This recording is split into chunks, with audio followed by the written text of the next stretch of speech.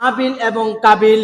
তো কাবিলের সাথে যে মেয়েটা জন্মগ্রহণ করছে ওই মেয়েটা ছিল পরম সুন্দরী, নাদুস নুদুস চেহারা, ফুটফুটে সুন্দর।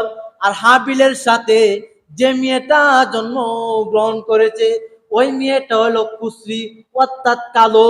যখন হাবিল এবং কাবিল এই দুই ভাই পা হাঁটি হাঁটি করে বড় হতে লাগলো, যখন যৌবনে উপনীত হইল, যৌবনে উপনীত হওয়ার পর আমার সকলের আব্বা আদম আলাইহিস সালাম হইলেন আমাদের সকলের বাবা। আদম বলতেছে, হে আমার সন্তানেরা, তোমাদের তো বিবাহের সময় হয়েছে, কাজেই হে কাবিল তুমি লিউসকে বিবাহ করো, অর্থাৎ তোমার ভাই হাবিলের সাথে যে কালো মেয়েটা জন্মগ্রহণ করছে এই মেয়েটাকে তোমার বিবাহ করতে হবে। কারণ তোমরা একই সাথে জন্মগ্রহণ করছো, শরীয়তের বিধান তো দ্বিতীয়বার যে মেয়েটা জন্মগ্রহণ করছে প্রথমবার ছেলেটা দ্বিতীয়বার মেয়ের সাথে বিবাহ হইব। কাজেই হে হাবিল কাবিল তুমি তোমার ভাই হাবিলের সাথে যে লিউস নামক মহিলাটা যে মেয়েটা জন্মগ্রহণ করেছে তুমি তাকেই বিবাহ করবে। আর হাবিল বলতেছে, বাবা হাবিল তোমার সাথে যে আকলিমা নামক যে পরম সুন্দরী মেয়েটা, হ্যাঁ হাবিল কাবিলের সাথে যে মেয়েটা জন্মগ্রহণ করছে তুমি তাকেই বিবাহ করবে। আল্লাহু আকবার বলেন। আর একটু জুড়ে বলেন আল্লাহু আকবার। তাইলে আদম আলাইহিস সালাম বলতেছে, বাবা বিবাহ তো এইভাবে করতে হবে। কাবিল বলে, না না বাবা, আমার সাথে আকলিমা আমার বোন পরম সুন্দরী, নাদুস নুদুস চেহারা, ফুটফুটে সুন্দর, আমি তাকে বিবাহ করব। আদম আলাইহিস সালাম বলে, না রে বাবা, শরীয়তের লঙ্ঘন করা যাবে না, শরীয়তের বিধান ভঙ্গ করা যাবে না। দেখেন বাবা আদম কিন্তু বুঝাইতেছে, কাবিলকে বুঝাইতেছে, হে বাবা কাবিল তুমি হাবিলের সাথে যে মেয়েটা জন্ম নিছে ওকে তুমি শরীয়তের বাসায় তুমি তাকে বিবাহ করতে হবে। কাবিল মনে করে যে আমার সাথে সুন্দরী বোনটা জন্মগ্রহণ করছে, ওই সুন্দরী বোনটা হাবিলকে দিতে চাই। হাবিলকে মনে হয় আমার বাবা বেশি মহব্বত করে, কিন্তু কাবিলে এইটা মনে মনে ধারণা করছিল। কিন্তু মেরে মুহতারাম দোস্ত আর বুজুর্গ, দুই ভাইয়ের মধ্যে তুমুল ঝগড়া চলছে। কাবিলে বলতেছে, না আমি আকলিমাকেই বিবাহ করব। হাবিলে বলতেছে, ভাইজান আমার শরীয়তের বিধান লঙ্ঘন করা যায় না। আল্লাহু আকবার বলেন। তো আদম আলাইহিস সালাম বললেন, বাবা আমি তো নবী মানুষ রে বাবা, তোমরা আমার সন্তান। দুই ছেলে দুই মেয়েকে একত্রিত করলেন, করার পরে বলতেছে, এ বাবা হাবিল এবং কাবিল, হাবিল ভাই আপনার পশু পাখি পশু চড়াইতো, গবাদি পশু চড়াইতো। হাবিলকে বলে, হে হাবিল তুমি তোমার পশুর থেকে একটা পশু আল্লাহ রাস্তায় কুরবানি করো। আল্লাহু আকবার। আরো জোরে বলেন আল্লাহু আকবার। হাবিলকে বলতেছেন, হে বাবা হাবিল তুমি তোমার পশু পাখির পাল থেকে একটা পশু কুরবানি করো আল্লাহ রাস্তায়। আর কাবিলকে বলতেছে, কাবিল তুমি তো বাবা কৃষক মানুষ, তোমার তো উট ছাগল নাই, তুমি তোমার শস্য দানা থেকে আল্লাহ রাস্তায় কুরবানি করো। তো তোমাদের মধ্যে যে ঝগড়াটা হইতেছে, যার কুরবানিটাই কবুল হবে ওই আমার ছেলে কি করবে, আকলিমাকে বিবাহ করবে। কারে বিবাহ করবো ভাই? কই ভাইয়ের ঝগড়া চলছে? কই ভাইয়ের ঝগড়া চলছে ভাই? জুড়ে বলেন কই ভাইয়ে ভাই? দুই ভাই। কি নিয়ে ঝগড়া চলছে? আর একটু জুড়ে বলেন কি নিয়ে? তো আপনার সুন্দর আলোচনা বুঝতেছে। হ্যাঁ বিয়া নিয়ে ঝগড়া লাগছে, সুন্দরী মেয়েকে বিবাহ করতে চাই কাবিলে, আদম না করছে। তো আদম আলাইহিস সালাম কথা অনুযায়ী হাবিল এবং কাবিল দুনু ভাই কুরবানির বস্তু নিয়া একটা পাহাড়ের মধ্যে রাখলো। আগের জমানার কুরবানি কবুল হওয়া নিদর্শন ছিল। ভাই আপনি একটা গরু কুরবানি দিবেন, আপনিও দিবেন, তো আপনাদের সকলের কুরবানির গরুটা আপনার কি রাখবেন, একটা খোলা মাঠের মধ্যে রেখে আসবেন।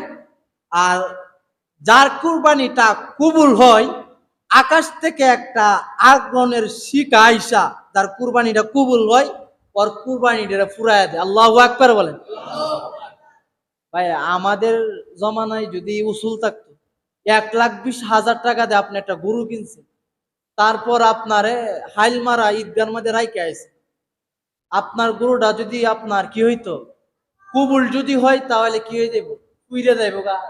আপনার আকাশ থেকে একটা অগ্নিকুণ্ড, গুস্তু খাওয়ার সৌভাগ্য হইল ভাই? গুস্তু খাইতে পারলেন ভাই? কি করবা? আল্লাহর জন্য করবা, আল্লাহকে সন্তুষ্ট করার জন্য করবা। আর এই যে কুরবানির গুস্তু আমি আল্লাহ নিয়েও যাইব না, তোমার কুরবানির গুস্তু তোমাকে আমি আল্লাহ দিয়ে দিব। তবে আল্লাহ আমি তোমার কাছ থেকে জানতে চাই, তুমি কুরবানিটা কি আমার জন্য করছো, নাকি মানুষকে দেখানোর জন্য যে আমি কোটি টাকার মালিক, আমি গরু কুরবানি দিছি 5টা, মানুষকে দেখানোর জন্য কুরবানি করছো, নাকি আমি আল্লাহর একটা বিধান পালন করার জন্য, আল্লাহকে সন্তুষ্ট করার জন্য কুরবানি করছো? এইটাই আমি আল্লাহ দেখি। ভাই আপনার বাড়ি দিয়ে একটা জানালা করবেন, আপনি নিয়ত করেন যে হুজুর আমি এই দিকটা জানালাটা করতেছি যেন আমি মাইকের আজানের আওয়াজ শুনতে পারি, আওয়াজ শুনলে যেন আমি নামাজ পড়তে পারি। আপনি নামাজ আজান শোনার জন্য কি করে রাখলেন ভাই? একটু জুড়ে বলেন, কি রাখলেন? কি রাখলেন? আপনি বুঝে থাকলে বলুন তো, আজান শোনার জন্য জানালা রাখলেন, ওই জানালা দিয়া কি বাতাস কি যাইবে না? না বাতাস কইব যে তুমি নিয়ত করছো আজানের আমি এই দিকটা ঢুকতাম, আমি বাইপাসে ঢুকতাম, বাতাস কি এটা বলবো? তে ভাই আপনি নিয়তটা ঠিক করেন যে আমি নিয়ত করলাম আল্লাহরে সন্তুষ্ট করার জন্য, গুস্তই গুলি আপনার আল্লাহ ফ্রি দিব। আল্লাহু আকবার বলে।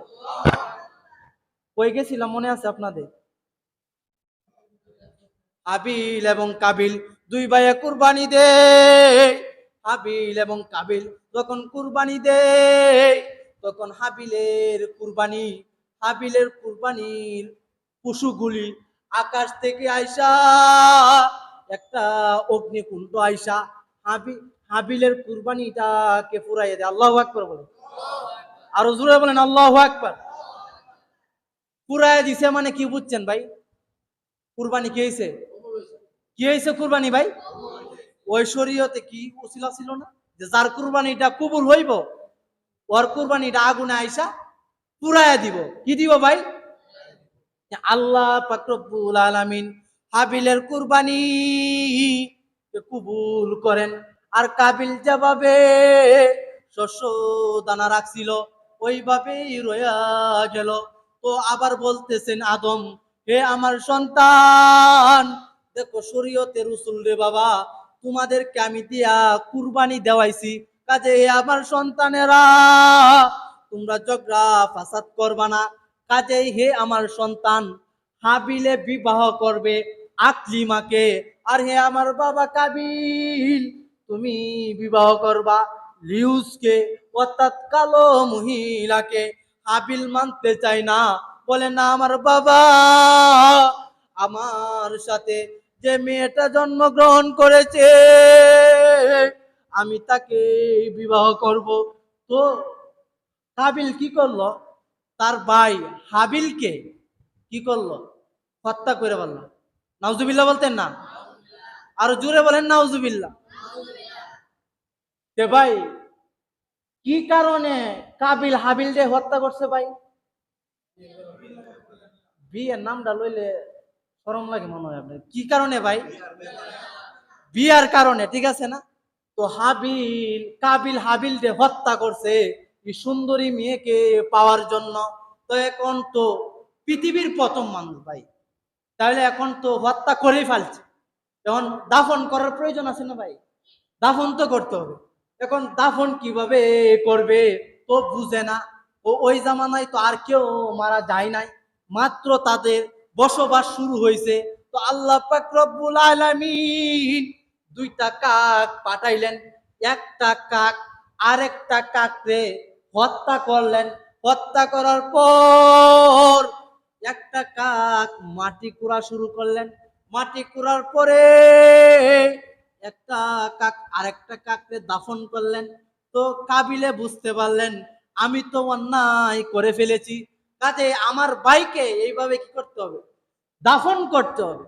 ভাই এখন আপনারা বুঝে থাকলে বলুন তো, কুরবানির ইতিহাস কোন জায়গা থেকে শুরু হয়েছে ভাই? আদম আলাইহিস সালাম থেকে না ভাই? কুরবানির ইতিহাস কোন জায়গা থেকে শুরু হয়েছে ভাই? আদম আলাইহিস সালাম। সমস্ত নবীরাই কিন্তু কুরবানি পালন করছে ভাই। মুসা আসছিলেন, মুসাও কুরবানি পালন করছে। ভাই আমি আপনি মুসলমানের ঘরে জন্ম নিছি, আপনি কুরবানিকে অস্বীকার করার কোনো কিছু নাই। কারণ ভাই আপনি বলতে পারেন যে কুরবানি মনে হয় কিছুদিনের ভিতরে হয়েছে না ভাই। কুরবানি হ্যাঁ পৃথিবীর যুগ সূত্র থেকে কি হয়ে যায়, কুরবানি